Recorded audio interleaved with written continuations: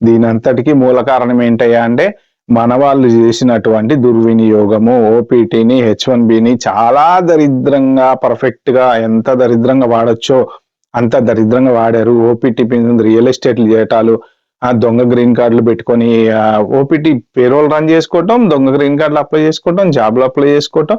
లేకపోతే వాడు అసలు కంపెనీ ఎక్కడ ఉంటుంది, ఈ పేరు మీద పేరోల్ ఎవడో రన్ చేసుకుంటుంటాడు. వాళ్ళకి ఒక్కొక్కసారి కొంతమంది మీకు తెలియదండి, ఓపీటీ స్టెమ్ ఓపీటీ మీద ఉన్నోళ్ళు జాబులు రాని వాళ్ళు ఉంటారు కదా. అంటే అందరూ మంచి టాప్ యూనివర్సిటీలలోంచి వెళ్ళి జాబులు తెచ్చుకున్న బ్యాచ్ ఉంటారు కదా.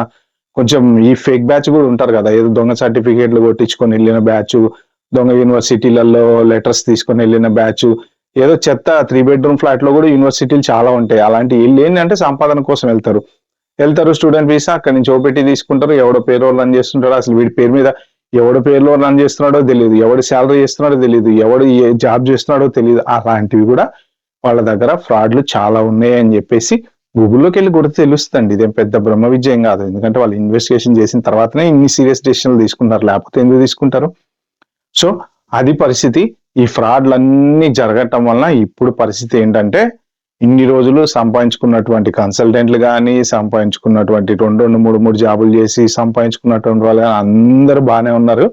పాపం ఈ జనరేషన్ ఎవరైతే అమెరికా కళలు కానీ వచ్చి అమెరికాలో మంచిగా సెటిల్ అవ్వాలనుకుంటారో వాళ్ళకు మాత్రం నిజంగా దినదిన గండం నూరేళ్ళ ఆయుష్ పాపం